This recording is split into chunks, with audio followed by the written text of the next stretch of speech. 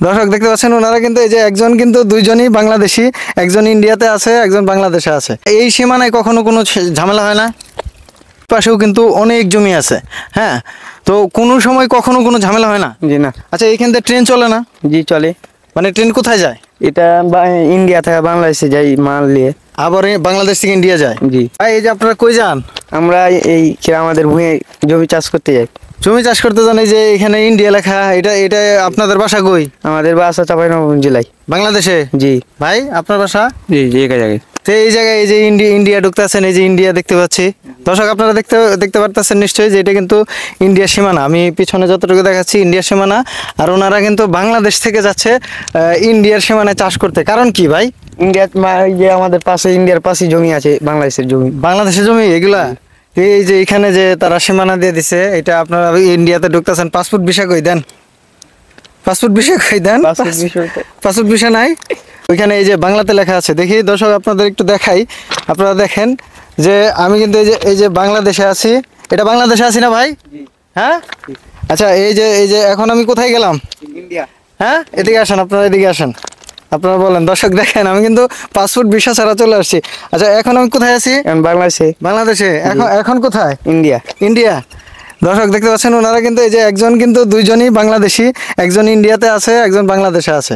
আপনারা দেখতে পাচ্ছেন। আচ্ছা, এই যে এত সুন্দর একটা জায়গা চাঁপাইনবাবগঞ্জের এই জায়গাটা, অনেক জায়গাতে দেখি যে বাড়িঘর সহ কিন্তু ইন্ডিয়াতে একবারই পড়ছে, বাংলাদেশে একবারই পড়ছে, এরকম দেখছেন আপনারা? জি দেখেছি। তো এইরকম জায়গা থাকা সত্ত্বেও কেন আমাদের মাঝে, আমাদের ওই পাশে যদি বলি ইন্ডিয়ার হচ্ছে মালদাহ এরিয়া, আর এই পাশে হচ্ছে বাংলাদেশের চাঁপাইনবাবগঞ্জ, তো কেন এই যে ভাই ব্রাদারের সাথে কেন আমাদের সম্পর্ক এরকম কঠিন হয়ে যায় বলেন তো দেখি? এটা বলতে পারবো না। এটা আপনি বলতে পারবেন না? আপনি বলতে পারবেন না। আচ্ছা, এই যে ভাই আপনারা যারা হচ্ছে ইন্ডিয়া থেকে ভিডিওটা দেখছেন তাদের উদ্দেশ্যে আমি বলবো যে এই যে দেখেন, এইরকম ভ্রাতৃত্ববোধই তো আমরা চাইছিলাম। এরকম ভ্রাতৃত্ববোধ চাইছিলাম না, যে আমরা চাইলেই হচ্ছে ভাই ব্রাদারের কাছে, আমাদের অনেক আত্মীয় স্বজন আছে এই দেশের, বাংলাদেশ থেকে যারা হচ্ছে ইন্ডিয়াতে যায়, আবার ইন্ডিয়া থেকে বাংলাদেশে আছে, তাদের আত্মীয় স্বজন আছে। এরকম একটা ভ্রাতৃত্ববোধ কেন হয় না ভাই? কেন অন্যান্য কারণে আসলে আমরা ভ্রাতৃত্ববোধ আসলে বজায় রাখতে পারি না?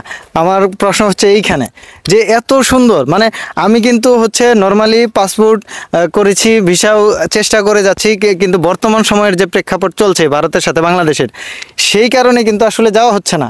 কিন্তু আজকে আমি স্বাদ মিটিয়ে যাচ্ছি, এই যে বাংলাদেশ থেকে বিসমিল্লাহির রহমানির রহিম আমি ইন্ডিয়া চলে আসছি। ওকে, আজকে মানে এইটুকু স্বাদ নিলাম যে এখানে দেখতে পাচ্ছেন যে ভারতীয় সীমানা, সেই ভারতীয় সীমানায় কিন্তু আমি অলরেডি প্রবেশ করেছি। এবং এই পাশে যদি দেখাই, আপনারা দেখেন এই পাশে একটু আসেন, আপনি একটু ইন্ডিয়ায় চলে আসেন। এই যে দেখেন এইখানে কিন্তু লেখা বাংলাদেশের সীমান্ত।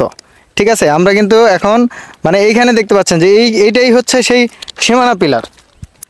এইখান থেকে কিন্তু অনেক মানুষ হচ্ছে ওইদিকে যায়। বাংলাদেশে অনেক জমি আছে, আমি যদি এই দিকটাতে দেখাই আপনাদেরকে, দেখেন অনেক জমি, অনেকে কাজ করতেছেন, চাষবাস করতেছেন, মানে অনেক কিছু। আচ্ছা, এই সীমানায় কখনো কোনো ঝামেলা হয় না? কোনো ঝামেলা হয় না।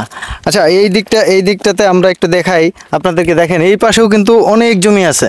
হ্যাঁ, তো কোনো সময় কখনো কোনো ঝামেলা হয় না? জি না। আচ্ছা, এইখান থেকে ট্রেন চলে না? জি চলে। মানে ট্রেন কোথায় যায়? এটা ইন্ডিয়া থেকে বাংলাদেশে যাই মাল নিয়ে। আবার বাংলাদেশ থেকে ইন্ডিয়া যায়? জি।